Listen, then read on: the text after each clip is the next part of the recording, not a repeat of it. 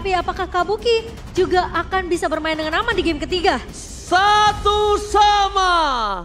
Ini adalah kesempatan untuk Aura bisa mendapatkan babak playoff mereka. Atau bahkan Geek Farm membuat Aura ketar-ketir karena naganya dikandangin. So, MPL Arena, mana tepuk tangannya? Let's go menuju ke dalam Lane of Dawn. Yang akan menentukan nasib kali ini gak cuma dari Aura, tapi juga Geek Farm yang sudah mulai dikejar. Dengan skor 1 sama yang disamakan di game kedua, sekarang yang mau aku lihat adalah positioning nanti dari seorang Yeskiel ketika membuka satu buah Feather Ice Track. Baloi akan bermain secara agresif dan bakal dihentikan pergerakannya. Itu dia. Lihat, ini dia Yeskiel yang saya tunggu. Yeskiel atau Sin dulunya yang bermain dengan agresif, Profesor. Tambah lagi untuk pemilihan emblemnya dia milih Rapture ya. Dia udah pasti bakal memberikan penetration tambahan secara adaptif yang di-convert menjadi magic penetration. Tapi Baloyski seperti biasa akan mengganggu. Ya mungkin Baloyski bakal jadi target juga untuk Rapture dari emblem pemilihannya Yeskiel. Termasuk dengan lini depan Ray yang harus berhati-hati karena jarak dari Yeskiel akan sangat jauh di belakang. Alright. Flicker. Oh, Baloyski early game pressure. Dan maka Profesor dia nggak pakai ini loh. Dia Pull yourself. nggak pakai pull yourself, dia benar-benar harus nunggu cukup lama untuk flicker yang dimiliki. 2 menit pasti ya jatuhnya ya. Yes. Oke, dan sementara memang satu buah flicker yang cukup mahal untuk menghindari pengejaran dari beberapa pemain Aura. Sementara Ray terkena efek Terrify dan Aran bersama dengan kawan-kawan Aura. Tapi nampaknya Gugun datang di depan sana, langsung ada pancingan yang mantap from Baloyski. Kali ini berhasil menangkap Gugun, tapi tidak adanya pelodihan membuat Gugun masih bebas berkarya di depan sana. Oh, untungnya Gugun disengage ya. Kalau tadi Gugun lanjut maju ke depan, yang terancam adalah Aboy-nya. Entah flicker atau bahkan mungkin Baloyski yang bakal jadi korban, itu pun possible terjadi. Karena Aboy tadi muncul di hidungnya. Iya, Gugun pun udah level 4 soalnya. I'm offended. Awaran kali ini langsung coba dimakan oleh Luke dan juga Aboy. Dengan tidak adanya Aran, tidak adanya backline insurance untuk para pasukan tim Geek Farm untuk diacak-acak ini akan menjadi keuntungan untuk tim Geek Farm. Tapi nampaknya di sana Aboy maksimalnya mantap. Satu momen kill kembali terjadi dari sosok seorang Yeskiel. Dan nampaknya Yeskiel still survive. Meanwhile, what the retribution from Gugun. Again and again, Gugun, big Gugun. Wow, itu dia power dari Gugun. Dengan satu buah retribution meskipun positioning dari Yeskiel yang tidak bisa untuk membackup pemain-pemain dari Aura. At least mereka masih mengamankan satu objektif di awal ya Profesor KB. Iya, dan sedikit mempompa bagaimana Kabuki dengan EXP-nya. Karena ada freeze yang terjadi di bottom, tapi ternyata Yeskiel Harus menjadi korban keganasan karena Yeskiel udah tidak ada lagi flicker untuk bisa diselamatkan. Menuju ke arah Gugun. Iron Hawk. Untuk menembakkan ke arah Gugun ini masih terlalu lama. Ingat, Gugun kali ini memiliki press wall tempat ke Baloyski yang akan termakan begitu saja. Satu poin kill akan coba didapatkan. Pelarihan. Nampaknya mereka fokus ke arah Luke karena mereka sadar Baloyski akan pasti tumbang. Oh, tapi bakal coba dikejar kali ini sementara Baloi mencari Kalau nggak jalan aman ternyata. Memang manusia itu dibuat dengan balance, Profesor. Retrinya jago, tapi kalau kebentuk ya udah urusan dia tuh. ya, dan Ray kayaknya ingin berusaha untuk mengejar ketertinggalan by level. Untuk menjauhi juga level dari Gugun. Agar nanti battle retribution-nya sedikit diunggulkan untuk Ray. Untuk Geek Farm juga. Tapi Kali ini dia apakah punya 2 purple buff. jadi kerugian Prof tadi tuh, look-nya yang tumbang loh bukan Baloi. Sebenarnya makin dapetin keuntungan kan. Karena XP lanernya sama-sama tumbang 1 kali. Aran juga mendapatkan hal yang serupa. Tapi masalah utamanya adalah karena Baloyski kayak punya nyawa tambahan dan dia punya flicker lagi jadinya. Iya. Dia makin susah buat ditangkap untuk sekarang. Ya, oke, dan kita akan melihat lagi-lagi permainan agresif masih dibawakan oleh Baloi. Meskipun berkali-kali ya, dia hampir aja bisa di pick up oleh pemain-pemain Aura. Tapi ya ini yang harus dilakukan sama Baloi. Dia bawa Franco yang punya combo dengan Iron Hook dan juga Bloody Hand. So metode pick off-nya harus berjalan dari Geek Farm. Dan bahkan kalau bisa kita lihat kali ini, kondisinya bahkan kalau aku melihat Aura punya chance lebih besar untuk di arah objektif. Sebenarnya iya. Tapi masalahnya Baloi-nya ini juga mulai menutup jalannya dari Yawi sih, Ranger Mas. Ya Dan- karena itu dia, Yawi-nya bisa nge-cancel Bloody Hand. Ya, tapi kita belum melihat permainan yang cukup agresif juga dari Yawi. Lebih ke arah babysit di landingnya dari seorang Kabuki nih. Ya. Ngomongin soal item kayaknya Carrera udah selesai duluan dengan Starlium Sight. Dan seperti yang tadi dimention sama Momochan, walaupun Gugun ketinggalan 1 level, tapi Dengan permainan 4 lawan 4, masih ada kemungkinan Aura mendapatkan objektif ini. Oke, Yawi ini bakal join di area rumputan ya. Sementara Baloy Akan coba dipasang begitu saja. Langsung ada Hari terpakai free hit. Terserang Yeskiel, press forward. Kali ini tidak ada Gugun yang bahkan harus tumbang. Membuat para pasukan dari tim Aura, mereka kehilangan 2 playernya. Nah, akan menjadi yang ketiga. Harat! Tidak ada jalan untuk pulang. Triple kill from Kadera. Lihat, loncat ke sana, loncat ke sini. Ini dia Kadera, anak kancil. wow, anak kancil yang tiba-tiba datang join team fight dan rela untuk melepaskan turret di area bawah, Profesor KB. Harit, itulah alasannya kenapa setiap kali tim yang ada di red side atau di second pick ban Haritnya. Karena Harit begitu powerful, tim fight jangka panjang pun akan dijalankan. Dan lihat Kadera di mid lane. Alright, Kadera masih bisa selamat mundur ke arah belakang. Tidak berhasil di-take down oleh Yeskiel dan kawan-kawan. Tapi Gesit space- banget dia. Tapi space terlalu banyak gak sih Profesor KB buat Kabuki juga di area bawahnya? Masalahnya tapi Kabuki masih terlalu jauh untuk mencapai power spike tertingginya. Dia butuh golden staff, dia butuh corrosion sight, bahkan dia butuh rose gold meteor untuk menghindari damage dari Kadera. Dan itu mungkin yang bisa dilakukan oleh Kabuki sekarang adalah makanin 2 lane di area mid lane juga.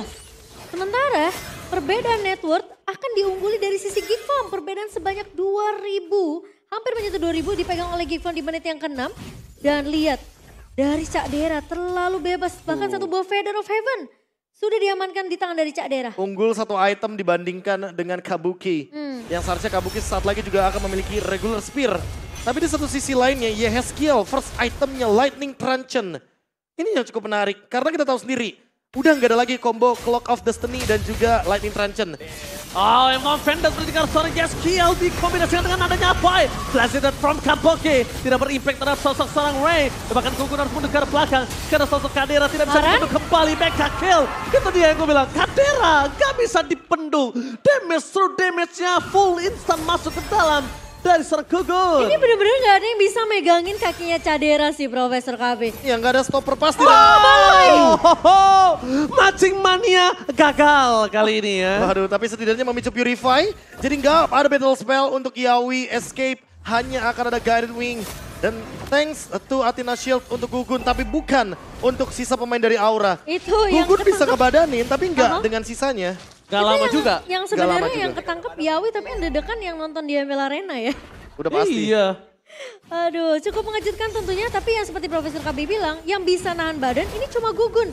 Sementara Aaron itu gampang banget dipuk dengan adanya. Lagi-lagi, Chronodes dan juga kita tahu, Baloy hampir aja bisa menangkap Karayawi yang gak punya Purify. Kadang-kadang Kak Synchrovision itu di ujungnya aja kena loh bro. Makanya. Di ujungnya dong itu kena loh. Hentakan terakhirnya itu ya. Iya, sebelum dia meletek di tengah itu biasanya kena juga. Dan bahkan kali ini dengan Turtle 2 didapatkan Geek Farm, makin melambung jauh terbang tinggi bersama dengan Kadera. Wah, Kadera sih. Ini benar-benar menjadi tombak tertajam dari Geek Farm setelah memenangkan laning di area gold. Dan sekarang invade jungle mulai dilakukan oleh Ray dengan tujuan untuk menekan Gugun agar levelnya tidak imbang ketika Lord Fight nanti. Ya, tapi ternyata dari Ray tidak akan menggunakan retributionnya untuk mengambil ke arah orange buff yang dimiliki oleh Gugun sekarang. So far memang masih cukup aman dengan adanya orange yang didapatkan. Tapi masalahnya objektifnya ini nggak aman untuk Aura. Mereka udah mulai ketinggalan, makin banyak lagi dari perbedaan network. Tapi Gugun Oke, di depan sana Gugun menangkap seorang Kadera. Mundur ke belakang, dapatkan Purify-nya juga masih bertahan di depan sana. Purify Gaming, press-portnya dihindari. Tapi tidak akan dilupakan oleh sosok seorang Aaron yang bakal mencoba menangkap seorang Kadera. Masih coba untuk bertahan. Kadera benar-benar menjadi target utama dari para pasukan tim Aura yang terselamatkan. Tinggal sisanya, mereka tinggal menyelamatkan dirinya masing-masing dan Aura mereka kehilangan target. Objektif target mereka buyar ketika Matching Mania. Mantap! Balaiske berhasil mendapatkan 1. Gugun menjadi korban kedua kekanasan dari tim Geek Farm. Oh my god, sudah lama kita tidak melihat Flicker Branko, Matching Mania mantap. wow, satu flicker yang mahal dari Baloyski membuat Aura semakin mudah untuk ditumbangkan di game yang ketiga kali ini. Dan bahkan Cak Dera lagi-lagi tidak akan memberikan space yang banyak untuk Aura bisa masuk ke area jungle ya. Karena invasinya udah mulai dilakukan sama pemain-pemain Geek Farm. Iya, dan Kabuki gagal untuk mendapatkan snowballing pertamanya. Kabuki gagal untuk mendapatkan poin kill utamanya karena tadi Ray dia nggak tumbang sama sekali. Dia 1 titik HP lagi, bener-bener 1 HP left. Dia masih bisa untuk mundur dengan Bakshe Shield United. Lihat mengesalkan Baloy tapi sekling Eagle. Oke, coba dipaksa. Dengan adanya Ray di depan sana masih bisa kabur untuk mundur ke arah belakang yang mungkin akan cukup merugikan bahkan menurut aku di tangan Geek Farm. Dia memaksakan retribution untuk orange buff.